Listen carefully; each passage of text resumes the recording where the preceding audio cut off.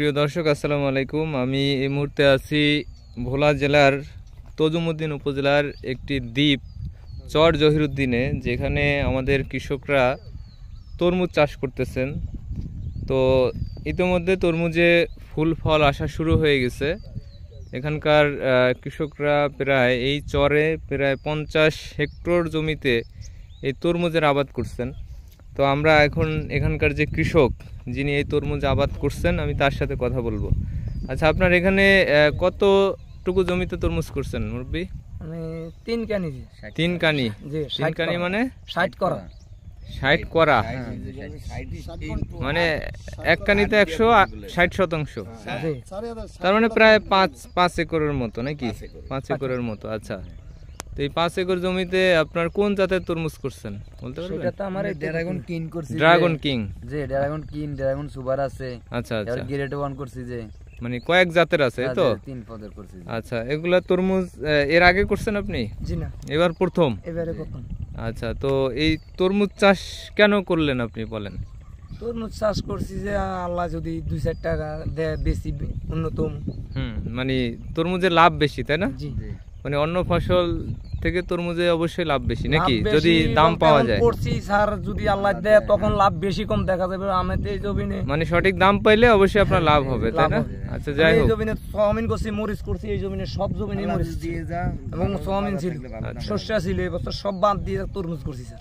সরিষার পরিবর্তে মানে সরিষা তো খরচ কম। এখানে কত খরচ হয়েছে আপনার এই যে 5 একর জমিতে তরমুজ করলেন? 4 লাখ 4.5 লাখ শেষ হয়ে গেছে। এখনো বাকিটা সামনের দিকে হইবে। মানে এখন সামনে কত খরচ হইতে পারে? এখন যে আপনার মোট টোটালে 6 লাখ বা 7 লাখ যাইবে এই 5 একর জমিতে। আচ্ছা, যদি ভালো হয়, দাম ভালো পান, তাহলে কত টাকার তরমুজ বেচার আশা করতেছেন এখান থেকে? আল্লাহ দিয়ে যাইলে যে সবকিছু আল্লাহ দিয়ে যা এলে আপনার 8-10 লাখ 12 লাখ জায়গা যে ফার্ম আল্লাহ নামলে আশা করা যায়। মানে মিনিমাম 6 লাখ খরচ হয়ে 10 লাখের মতো আশা করা যায়, এই তো? আচ্ছা, তো এখন গাছের অবস্থা কি বলেন? এই তো গাছের অবস্থা যা আছে যে ভালো আছে। এনারা কি করতেছেন? এই যে কি করে? আচ্ছা, মানে এখন কি করছেন? আগে হলো ছোট ইয়ে করে মাদা করে হলো চারা লাগাইছিলেন, এই তো? এখন বড় সার করে এখন পাশ দিয়ে কি করছেন আপনি বলেন তো? কি করতেছেন এই কাজটা? বন বাছতেছি স্যার।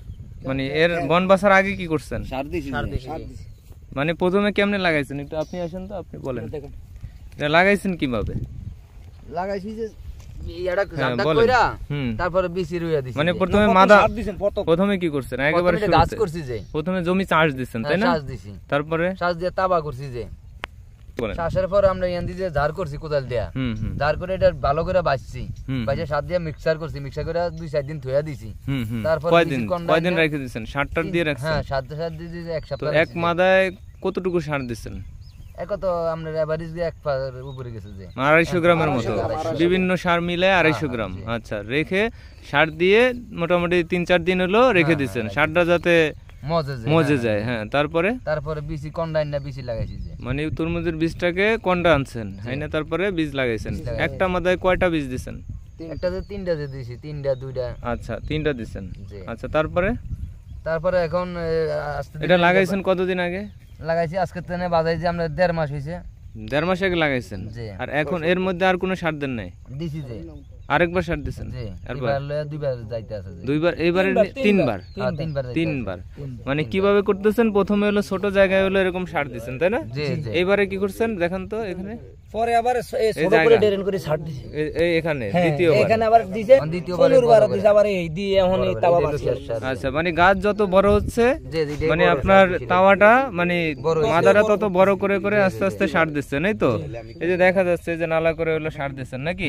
বাউন্ডারি করে সার। আচ্ছা, এর পরের কাজ কি আপনাদের? এরপরের কাজ যে আমরা ওষুধ দিতে হইব, পানি দেওয়া লাগবে। আচ্ছা, এই সামনের দিকে আর কি এই কাম। যে আচ্ছা, আর সার দিবেন না? সার আর দিবেন না? তার মানে সার দিবেন 3বার। প্রথমে একবার লাগানোর আগে, বীজ লাগানোর আগে, তারপরে গাছ বড় হওয়ার পরে দিছি একবার, এখন দিছি সর্বশেষ সার দিয়ে দিবেন, এই তো? তার মানে একটা মাদায় সব মিলে কয়শো গ্রাম সার গেছে?